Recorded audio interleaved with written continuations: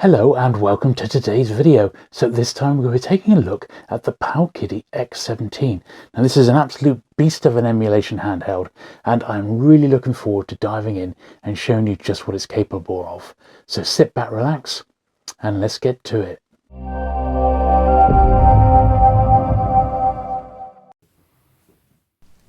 Okay then, so here is the boxed PowKiddy X17, and the first thing you'll notice about this is just the sheer size of it.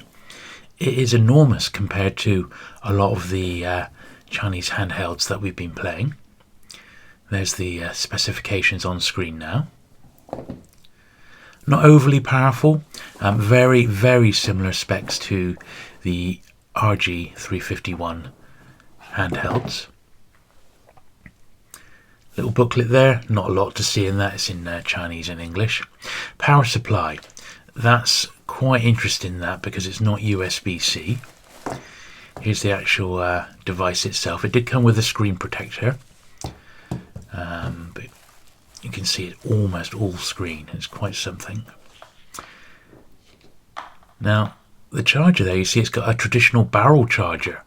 So that goes into the device, and then on the other end you need like a USB adapter plug to charge the device, although it charges quite quickly. So here we are. So buttons, I'm afraid they're just not great. They're really clicky and clunky. They feel very plasticky. It's just it feels a little bit cheap. Weight wise it's not too bad, it's actually super comfortable. That design they've got when you've got it in both hands and you're playing games, that's actually great, but yeah, it doesn't seem overly heavy, just a little bit less premium, shall we say. Got a couple of USB slots there. There's an HDMI out which works actually really well. There's room for an expandable micro SD if you want to put some of your own games on. It takes about 30 seconds to fire up into Android 8. Another bit of a criticism, to be honest. I wish they'd used a much more modern edition of Android.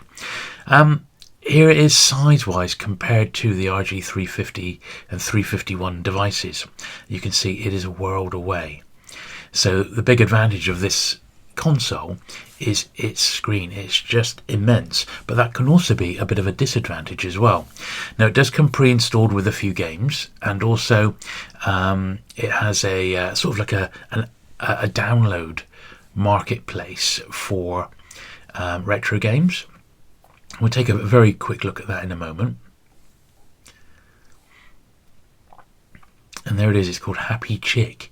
Now it's predominantly in Chinese language, but you can do a search in English and you can find pretty much any retro game that you would want. And don't forget this comes pre-installed on it. It's super slow to download your games once you've chosen something, but it does auto-install them into the correct section, and there does appear to be some basic emulators already on board. So you could buy one of these and go straight off the bat.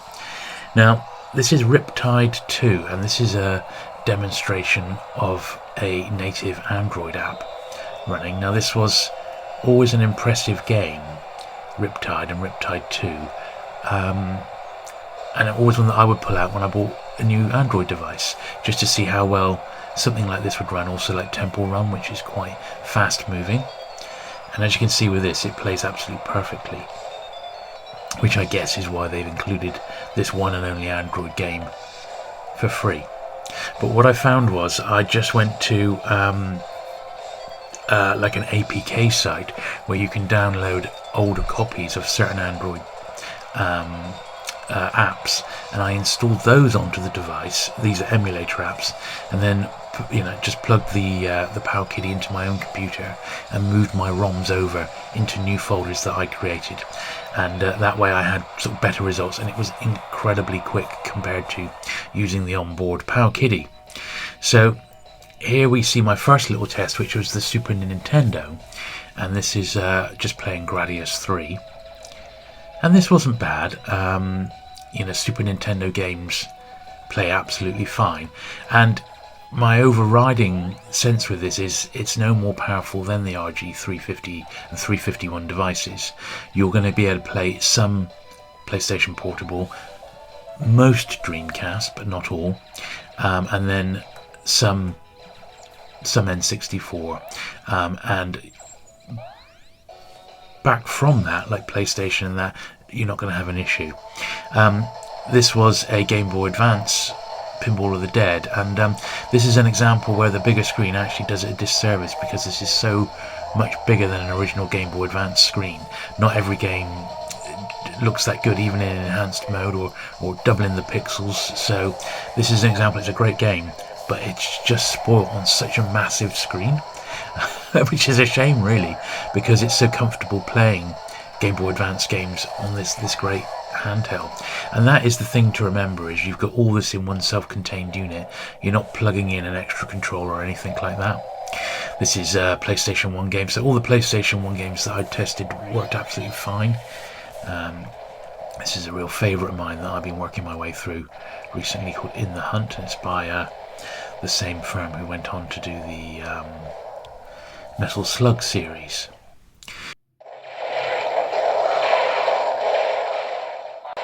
So here's the first of a few Dreamcast games that we'll take a look at. This is Capcom versus SNK.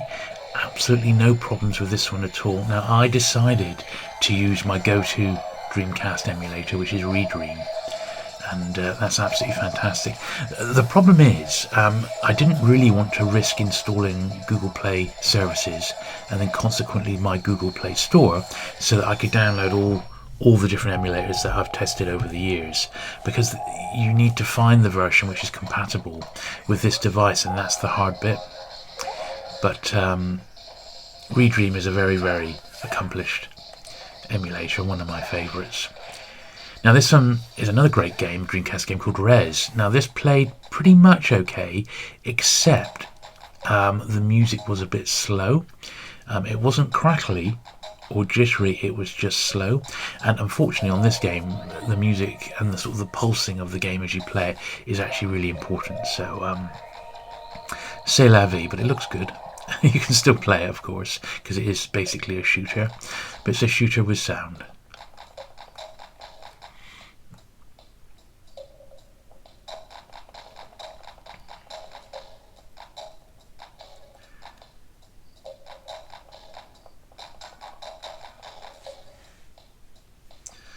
That's pretty good. And the Dreamcast doesn't mind their screen being blown up, unlike the earlier consoles. So you'll find the handhelds don't look that good on this big screen. Stuff like the Game Boy Advance, even if they're in enhanced mode, a Game Boy Color, don't look that great. This one was just impossible, sadly, and I tried it with frame skip and all sorts on. Even with the sound down, it's a nightmare, just impossible. And this actually is one of the games that isn't that difficult to emulate, but this device just couldn't handle it, which is a shame.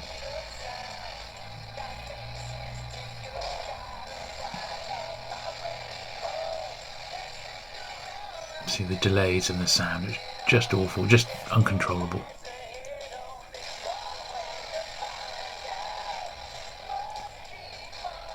Now we're on to PSP. Now, you're not going to get the very top-end PSP games playing. Here is Metal Slug XX. I tried a few sort of harder to emulate PSP games, stuff like Killzone, Liberation. It didn't even make it past the title screen. But the more basic PSP games, such as this, which is like, you know, just a retro one, or any of the older retro compilations, you're not going to have an issue with. But anything advanced on the PSP, it did seem to really struggle, and that's using the PPSSPP emulator, which is perhaps the most accomplished of them all.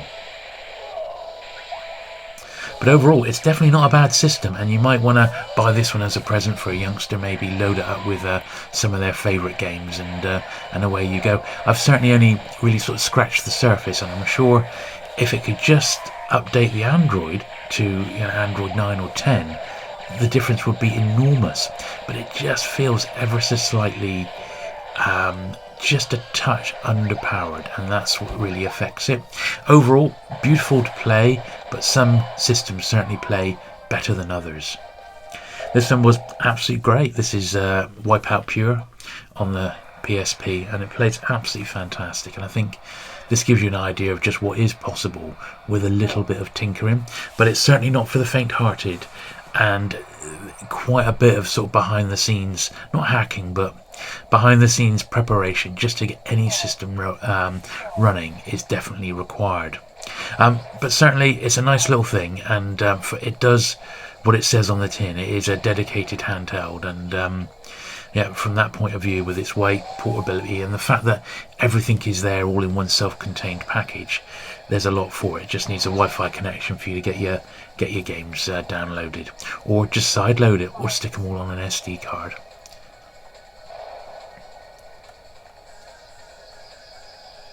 Now, if you do fancy one of these, they've started to be distributed in the UK and USA. You can, however, buy them direct from China, and I'll put a few links down below where I suggest you get one if you do fancy getting one of these.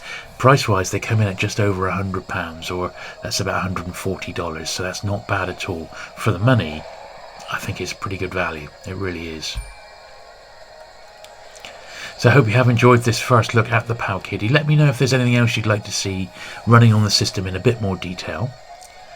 And do check out some of the other videos on the screen now. Thanks very much for watching and subscribing, and I'll look forward to seeing you again very soon. Bye.